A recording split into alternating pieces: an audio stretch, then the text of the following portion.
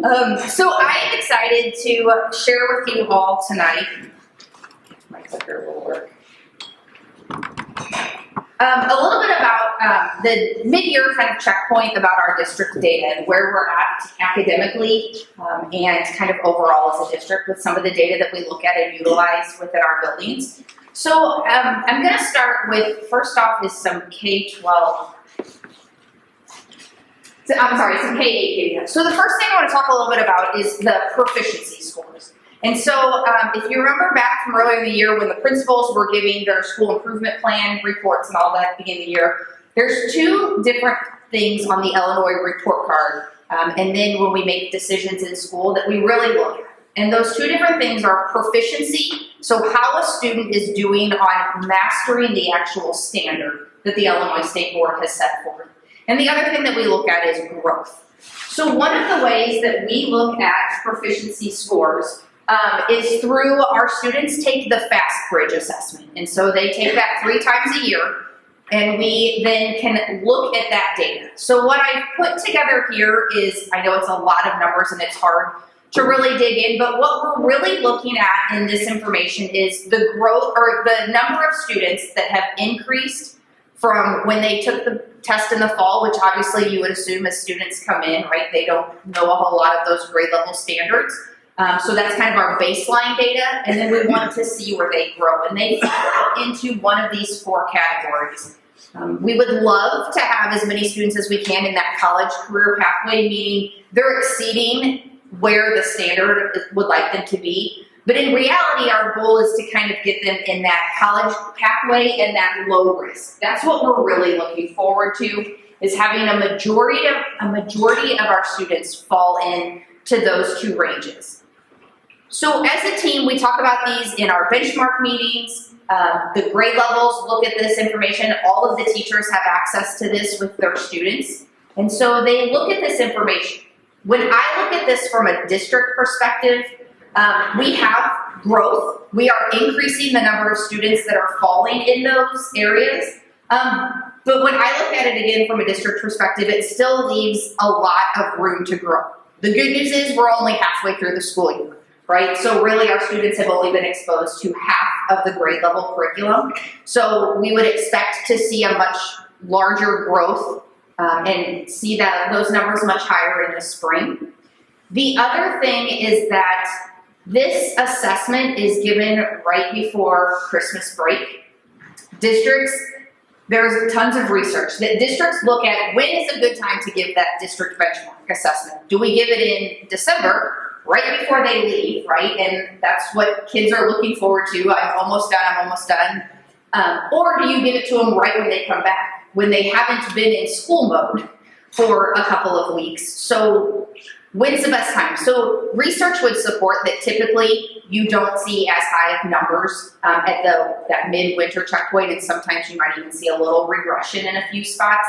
Again, it's something to watch and be aware of, but it's not something to get overly concerned of at this point. So at the end of the year, I'll come back and show you those spring results and be able to really look at a much bigger picture of where our students were proficient. So like I said, so that's our ELA data that I shared with you. Same thing, so this is in math. When you look overall at proficiency levels, our students are meeting at a higher rate of proficiency in ELA than they are in math. Again, that is common across the country. I think I shared a little bit at the start of the year that a lot of this goes back to even with COVID, where when kids were at home, they weren't sitting at home doing math problems for fun. But even if they were just reading the cereal box, they were reading when they were at home at COVID.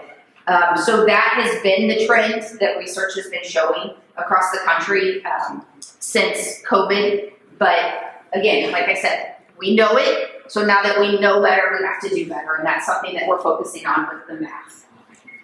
So like I said, growth then is what we're really looking for. And if you remember under the presentation I gave you about the Illinois School Report Card, your growth score for a district to determine how your building is doing is actually weighted much more than your proficiency score, because it's all about, are we moving students and are we increasing?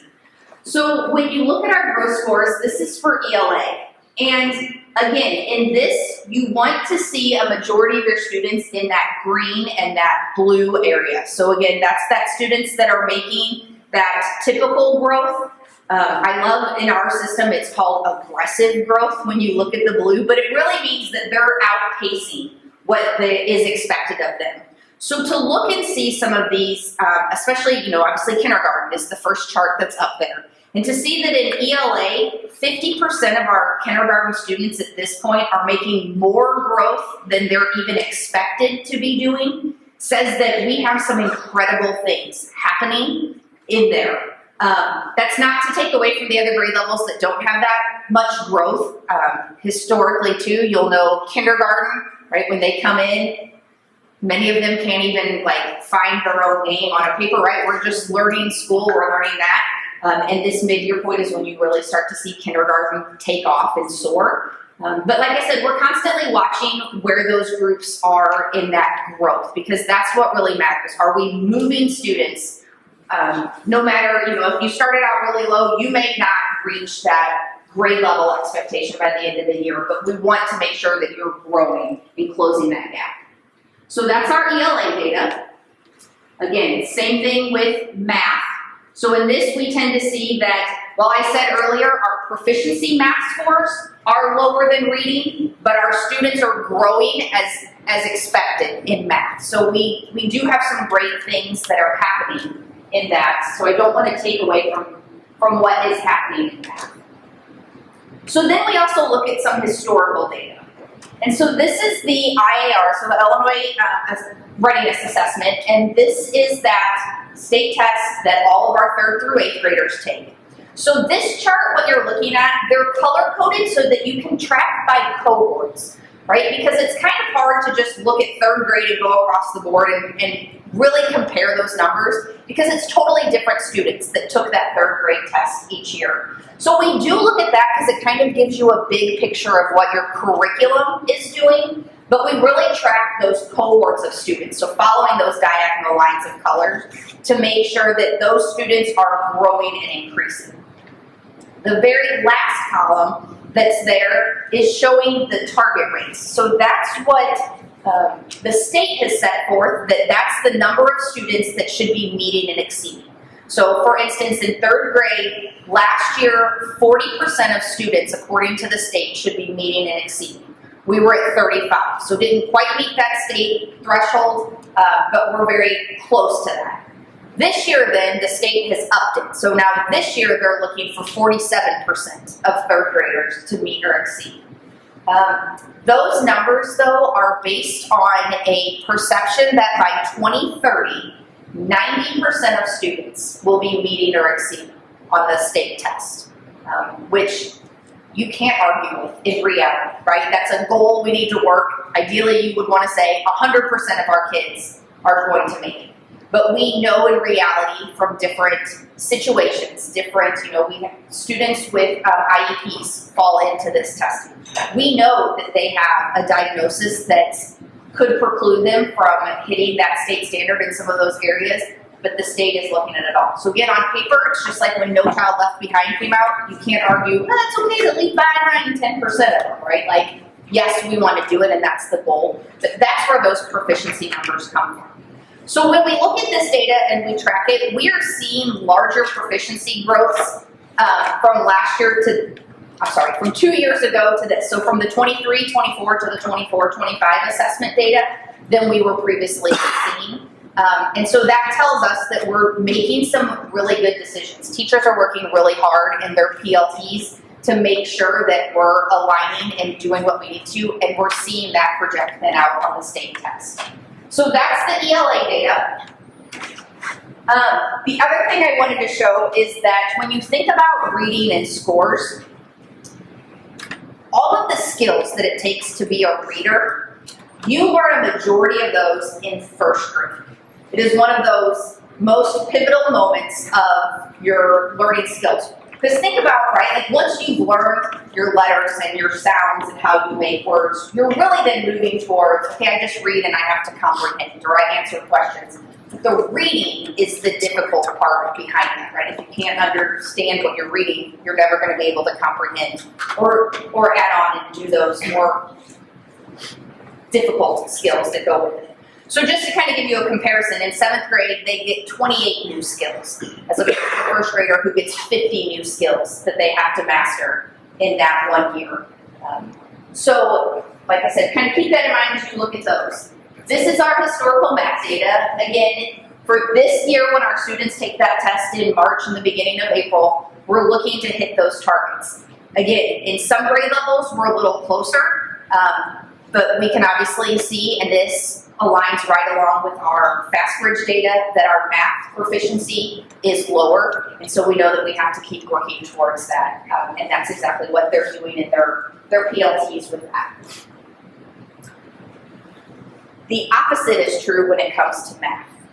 So the hardest and most dense filled with curriculum and skills is actually Algebra 1. And so that's why you tend to see as students get older that math obviously becomes more difficult, but scores tend to drop off a little bit. The test becomes much more difficult because there's that many more components that have to go into assessing that. So it's just interesting to think, right? You start school, and that's when I learned there was always those shows like Everything I Need to Know I Learned as a Kindergartner, or Are You Smarter Than a 5th Grader? Well, when it comes to math, you need to be smarter than an Algebra 1 student, right? And then there's our science data. And so our science, again, is following that cohort, following those tracks, shooting for 65% of students meeting or exceeding.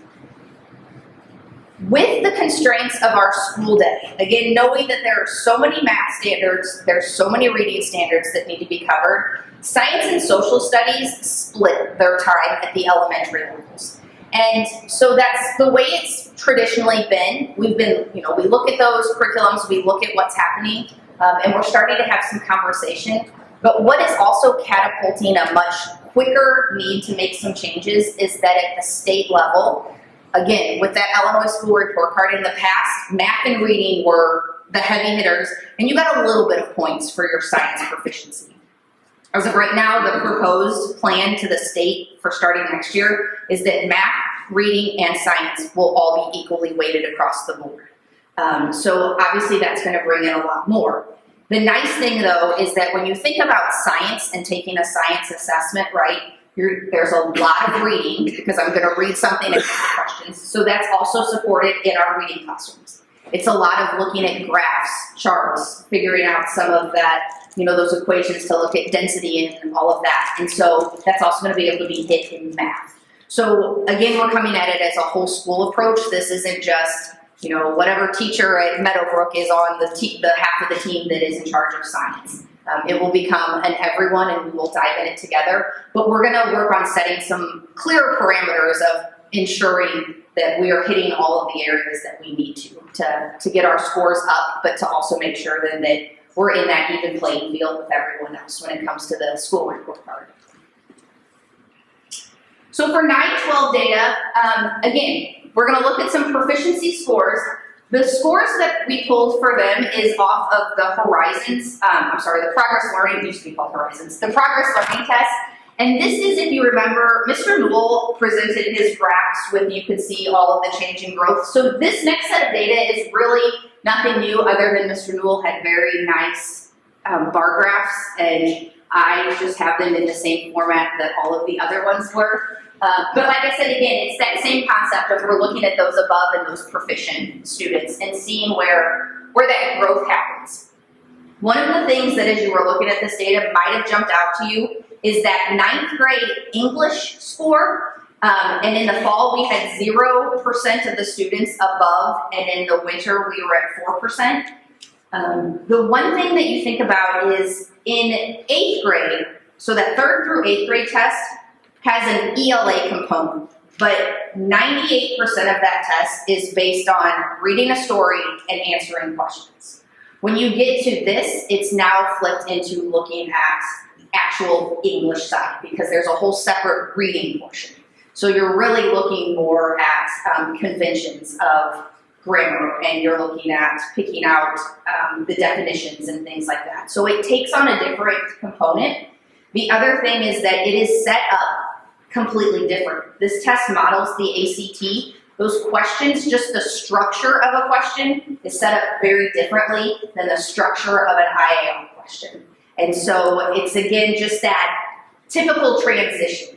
That is by no means to take away from the hard work that was obviously put in by these departments at the high school and all that they do to take into it, but it does kind of explain why those scores might have started off so low in the fall.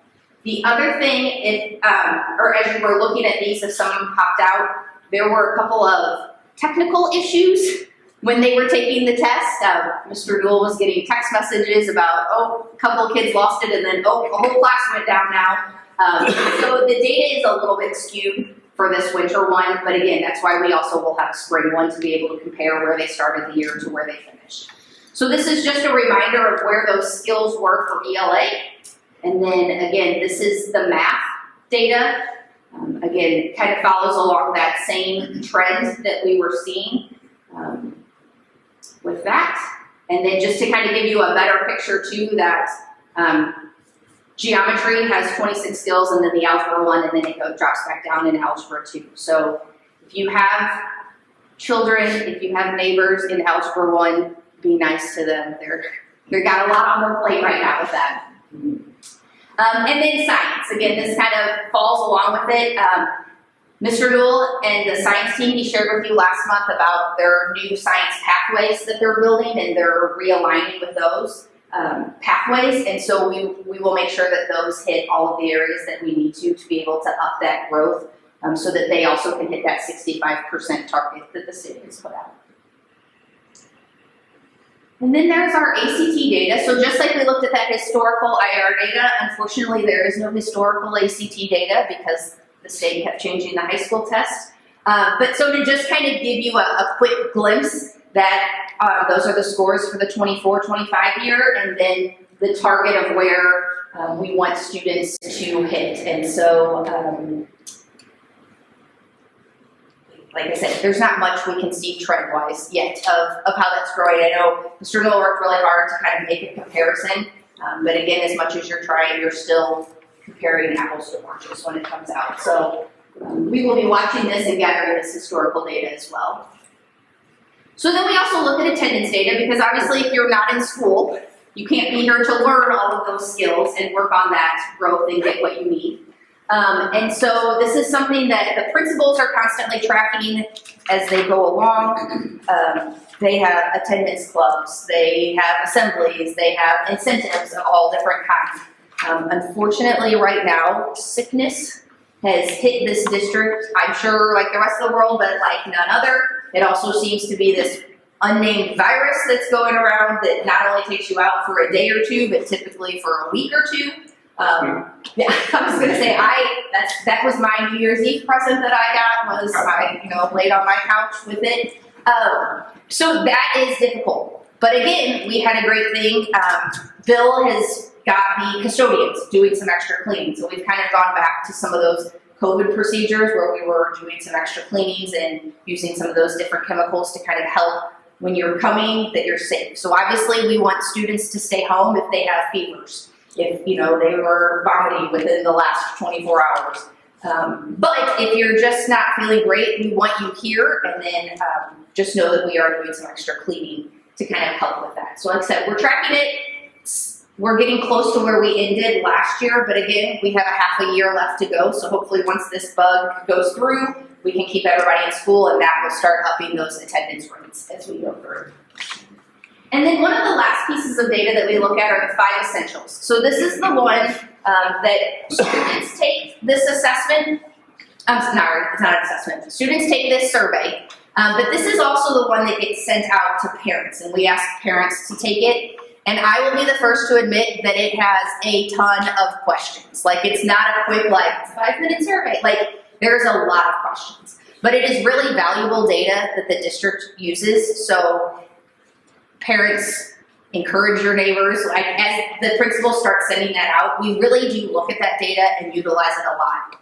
But I intentionally put this data very last in it because while it's just one small component, one of the things that as a district we are most excited about in looking is the top chart was last year's, or the 23-24, so 2 years ago data of where those scores ranked out by building. There is no data for supportive environment and ambitious instruction because those come from the student perspective, and so Bethalto East and Parkside students don't take that survey, so we don't have that data. But like I said, what was most exciting to look at is that area that I've boxed in there with collaborative teachers. So to see that in 3 of our buildings, we went from what was perceived as weak collaboration between our teachers to a neutral, and then obviously we're hoping to next year move it to strong, speaks incredibly to the power of our PLCs and why those are so important, that our teams have dedicated time to work together. It speaks to our teachers who are taking this challenge and this commitment extremely seriously. They're working together as teams, they're crossing grade levels, they're crossing buildings to collaborate and really work together. And then it speaks highly of our administrators as well, because you have to have leaders that will ensure that collaboration and time for collaboration is sacred and important. And so our principals also do a really great job of ensuring that. If we didn't have collaborative teachers working together, all of that other data that I presented to you would flatline or fall, because that is the crux of what gets our students to learn and to achieve, is by those teachers collaborating, looking at their data, building the strongest curriculum they have, utilizing their PLDs, so the state components of the rigor of each standard, really utilizing all of that data and working together to do what's best and to constantly tweak and modify. So I just really want to make sure that our teachers and our administrators know how much they're valued in this process and how important it is, and it's reflective on the data that we collect. Are there any questions? Okay. Thank you. Thank you.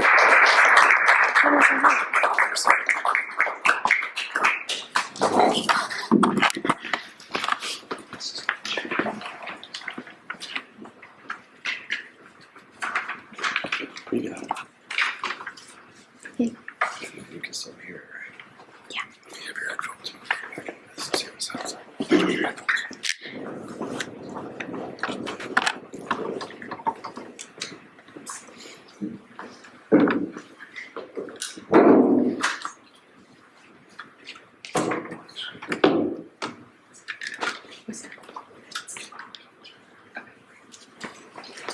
I have a video.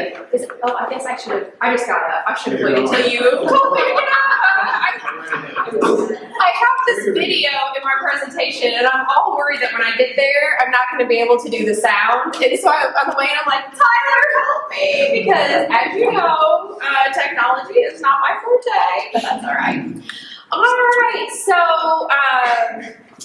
I'm Jen Weber, Special Education Coordinator. The only person I don't know in the room, but.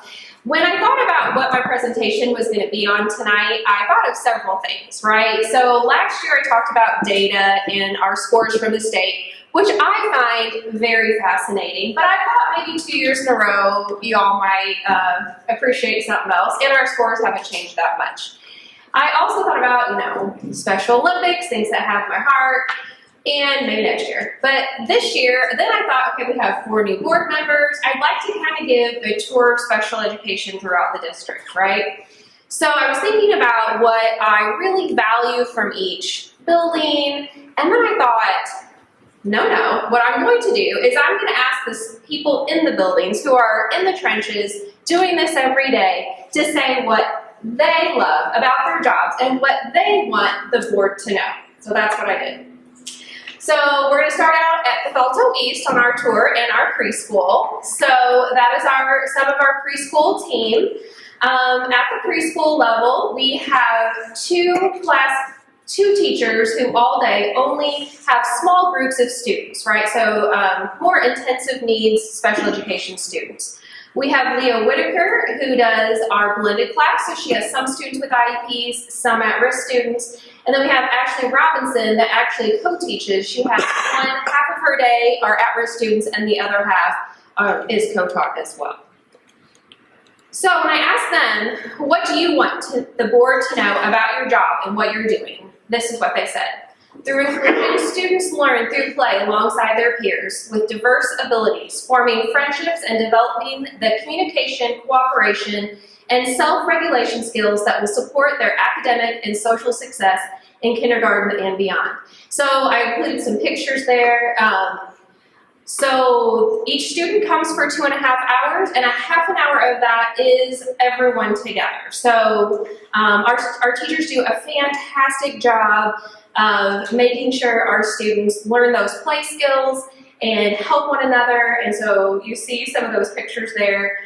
They just do a fantastic job of getting our students into regular education as much as possible. So our supports at Bethalto East, we have our speech pathologist up on the left, Mal, Brittany, and Brooke. And we have social workers and psychologists there. And so I asked them kind of what they wanted me to share. So our speech pathologists, Mal and Britt, both work in preschool pretty much exclusively. And recently, we're really working on teaching our students skills, those skills that they need to come in and learn to what is the expectation in the bathroom? What is the expectation walking down the hall? And those two have just come up with some fantastic ideas, and they did a Little Eagles boot camp when they came back from kindergarten, and fantastic. They were so excited. The teachers got ideas from them that they're continuing to use. Of course, they're working all the time on getting our students to talk and communicate, so they have also some visuals to help our students, so I wanted to make a shout out to them. And then Maddie Duncan, who's our new school psychologist at Bethalto East, she was our intern last year. She had our shout out to our benchmark process. So several times a year we sit down, both special education and regular education, to talk about all of our students, working on all that data that Alyssa just shared with us. And she said that she was so excited after our last benchmark meetings. We just finished up this week. The thoughtful, intentional conversation, student-centered, data-driven, and solution-oriented. And it was fantastic. It's such a good time for all of us to be in the same room, problem-solving about kids, seeing what teachers need. So I love that. So continuing our tour down the hall at Bethalto East, we have 2 co-taught classrooms, one for kindergarten, one for first grade. And this is where our special education teachers push into the classroom for the majority of the day. They do, as you see Ms. Wimberly there on the right, they do pull small groups throughout the day, but the vast majority of their time is in that regular education classroom, supporting all students, and especially those we have already identified. So Mrs. Wimberly is talking about the new OG program that we've dedicated a lot of funds and time for our teachers, these reading, and she's saying how much she appreciates this hands-on, multi-sensory. She had some examples too with sand and things like that, and she just loves having that instruction and that small group instruction, watching her students grow. So, fantastic. Then we have 2 instructional classrooms. These are students with a little bit more significant disabilities. Our instructional classroom is there on the left, Gina Schmidt, used to be Gina Rookie, she's a Bethalto grad.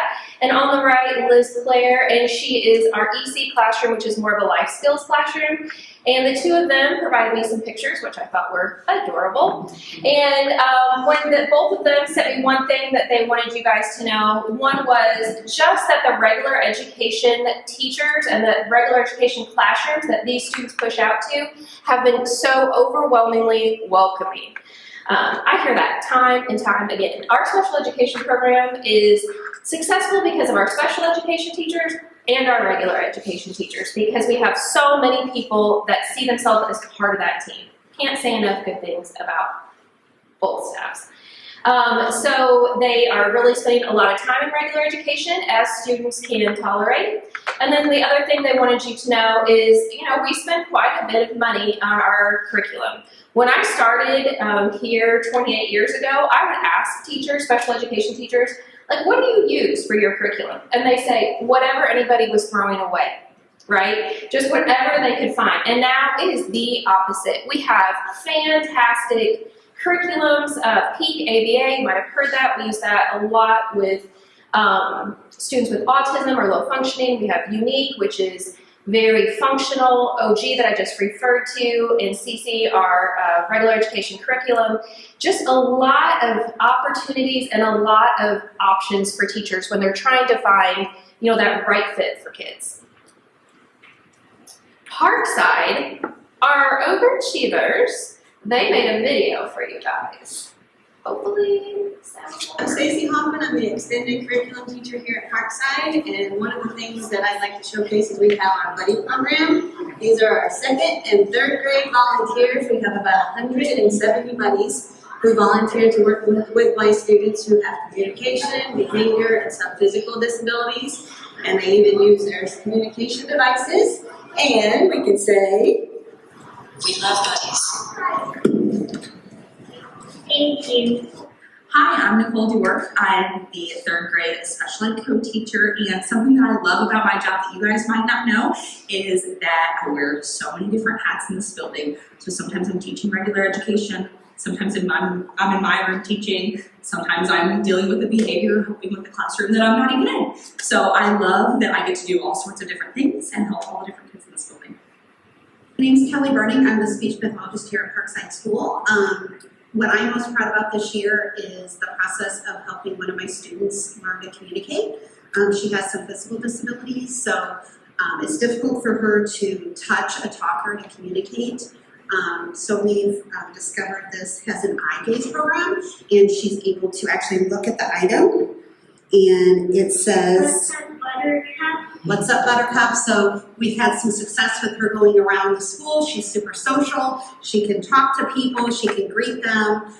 And I've always told people that just because a child is nonverbal does not mean they have nothing to say. Good morning, I'm Mrs. Caffer. I'm the school social worker, and this is my first year here at Parkside Primary. I am so excited to be able to work with the second and third grade students this year. And the thing I love most is every day they come to see me with excitement. It's every day is new, and it doesn't matter whatever they're dealing with. It's yesterday. So we help them with their social emotional issues, and they really enjoy coming to talk to me. And that's one thing that I just loved, helping them. I also love my team. My CSP team has been amazing. It's great to be a part of that. And all the teachers and special ed teachers here are great. Hi, my name is Bree Helms. I'm the second grade co-teacher. My favorite thing about this job is getting to dive into the science of reading called Word Gillingham. It is a reading intervention that I teach in my room every single day with a small crew, and I really love that OG works with multisensory aspects. So seeing these little screens, all those things connect to different parts of our students' brains. I teach the instructional classroom at Parkside, and my students are in here either because they are a year or more behind academically, or because behaviorally and socially they just have not been able to be in a general education classroom. And what I love most about my job and what warms my heart the most is when those students are in here for a while and then I see them sitting at a table with one or two other students and they're talking in nice tones and respectfully to each other and smiling and laughing, playing games together. And those are the moments when I love this classroom the most. Right. So a big shout out to Nicole for making that video. And I do want to emphasize real quick, I got Michelle here, so I'm going to do a little shout out to her as well. Michelle works in that classroom where Kelly Birdie was talking about that eye gaze. So this student has significant disabilities. And I mean, I would have never thought in a million years about looking for an eye gaze, assistive technology device for her to communicate, but she's doing so well. And Michelle the other day had her up, and she is about to take some steps, which is amazing. And can I say her 2 goals? take some steps, and say mom. And so it kind of shows you the vast differences we have in our students. You'll see that in a couple of slides from now too, but Michelle has been on the ground in that class since we probably started it. I went and sweet talked her to move to that class, and she doesn't let me forget it. I mean, That's what we're gonna call sweet talk. She does a fantastic job, and I'm glad she's here to see this. Next, now moving over to Meadowbrook, kind of the same setup, right? We have 2 co-taught classrooms. We have Sarah Lyle, who just started last year and is phenomenal. We have Cassie Payne. We've both been here a while. And then we have that instructional classroom with Madison Tremaine. They photoshopped her in the back. She wasn't there that day. And then our EC or life skills teacher, Madeline Ellers, now Ricky. So then our fabulous support staff there on the bottom right, our school psychologist, Lizzie Wells, our intern, hopefully psychologist now, Emily Aquaviva, and then Mallory Welch, our speech pathologist. So some things that they said, as far as, first of all, those co-teachers, they felt like departmentalizing that happened several years ago has been very beneficial for them as far as seeing the students pulling out with scheduling, and really feels like it's preparing them for Trimby. Again, the interventions, materials, and curriculum, like I said earlier, we've come a very long way and appreciate the district support and all the materials and curriculum options we have for our special education teachers and students. They want to give a big shout out to their paraprofessionals. They feel like they really work as a team. And then the last one, the PLT time. They feel like now they're really able to meet together, to problem solve about students, and just work on the interventions as well. And they even said that one of their favorite things is their monthly meetings with me. I think they're just trying to be nice, but I'll take it. And then the EC, or our life skills classroom there that Madeline Ricky does, I really, this also shows just the range of abilities we have in our classrooms. We have students that are running the recycling program from her classroom, and then the next example that she gives is a student that she's so proud who is starting to use the bathroom independently. So you can just see the wide range of student needs that we have. And then I love this last example. She's so excited because one of her students uses sign language, and so the regular education classroom that he is in, they write down a word, the regular education students, and then that student comes in and teaches the class. How cool is that, right? How cool is that? Also teaching those regular education students some great life skills as well. All right, moving on to Trimby Middle School. Today, I spent most of my day today at Trimby, and so I said to them, love your special education train picture. I didn't know what that was. And they're like, Jen, that's our prom pose. I was like, I would have never guessed. But anyway, they were super proud of the picture. So again, we have a life skill program there. Melanie is out on maternity leave, but I included her on that bottom picture. And then we have 2 6th grade teachers, 2 7th, and 2 8th. You can see their names there, and they share the responsibility of co-teaching and instructional classes. Another shout out here is to Eagle Academy. This really has been a couple of years, but I feel like we're really getting it down. I'm sure that Laura would agree. Sarah Anderson is that teacher and her assistant Josh.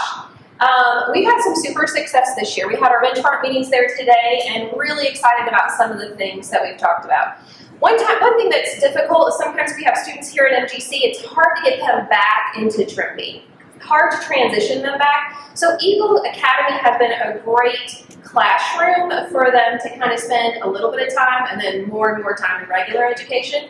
So we've had 2 students that were transitioning back from MGC to Trimby, which is awesome.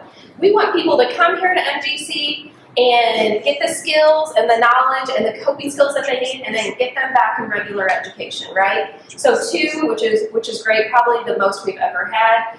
And then several students that had some significant attendance concerns are just doing wonderful. One student, I don't think he's ever had more than maybe close to 50% attendance, and he has been there since we've come back every day, but 1. And he loves school so much and wants to be there that he has figured out how to take public transportation to get here when he misses the bus or he doesn't wake up. I mean, Shelby dealt with him last year. I bet she can't even believe it. I mean, I'm not sure I've ever seen such a turnaround in a student. So, and that is very thankful to Sarah and Josh. Our support there at Trippy, we have our social worker, Eileen Broski, and our school psychologist, Julie Baker. Julie also services the high school. So just a few things. Each grade level kind of had their shout out of what they wanted me to share. 6th grade, I love how their quote was about they feel like what they want you to know is how hard they work with students on getting them to advocate for their own needs. I think that is an awesome thing because that's what they need for life, right? We have students with, significant social or academic delays, and they're really working on that, which I think is fantastic. I have so many 5th grade IEP meetings where the parents are scared to death of the middle school, and I promise them they will be fine, and that is showing why. 7th grade, we've had some major reading growth in 7th grade. For three students made more than a year's growth in one semester. That is unbelievable, especially at the middle school. So super shout out. And then our one teacher is new to our district, and I had to add this because she came from another district and I think was really excited to start fresh. And so when she said she loves the co-teachers, the admin, the students, and generally that she loves her job again. And so, that warmed my heart so much that she is so happy here. 8th grade, I won't read all of them. I'm sure you guys can read them. Some shout outs here are that every single one of our 8th graders passed the Constitution test, so they were super proud of that. They're also thankful for their skills classes. So our students with IEPs, one of their encores is a skills class where we work on reading and math, and teachers talk with the students about areas that they're interested in, and then we try to find someone from the community that can come and talk about how did they become a forklift driver or a hairstylist. So Wendy Hannaford came to talk about the hairstylist. Oh my goodness, everybody was so excited. She brought samples and they were all just beaming the rest of the day. We also have a plumber coming. Mr. Potter is coming as well. So super excited about that. It's just so exciting to hear the students afterwards like, hey, I could do that. We also take them to Lewis and Clark and really talk to them about next steps. I have one more too. High school next, this is a picture from, I believe, the beginning of the school. There's all of our fabulous teachers there. And a few things that they wanted to shout out. Of course, we have used to be called STEP, now it's PECT. It's our program that really helps with job skills and those next steps. We have our Corner Cafe. If you've never been there at the high school, please stop by sometime. We sell coffees, cookies. We've expanded to some other things as well. We've bought minivans. We have bought curriculum. We have bought new refrigerators. A lot of people like those cookies and coffees. But more than anything else, right, we have students that are learning great job skills. They are learning about hygiene, they're learning about cash register skills, they're just learning all sorts of things. So it's so exciting. Also, you guys, we had our unified bowling that did so well. Special Olympics is another thing they wanted to shout out. And then the field trips. We're trying to do more and more of getting kids out into the community. Part of the IEP process is having somebody from after high school, either it be Lewis and Clark or Goodwill or something like that, where students can have opportunities after high school. So they do a really good job of inviting people to that. And then their last, I just love this too, they really feel like the heart of their program is the strong relationships with students and one another through their PLC discussions and talking about data every time they're meeting and just really helping one another out as well. Bethalto University, close to our hearts up here. We love our 18 to 22-year-old transition program. Right now we have 4 students in the program.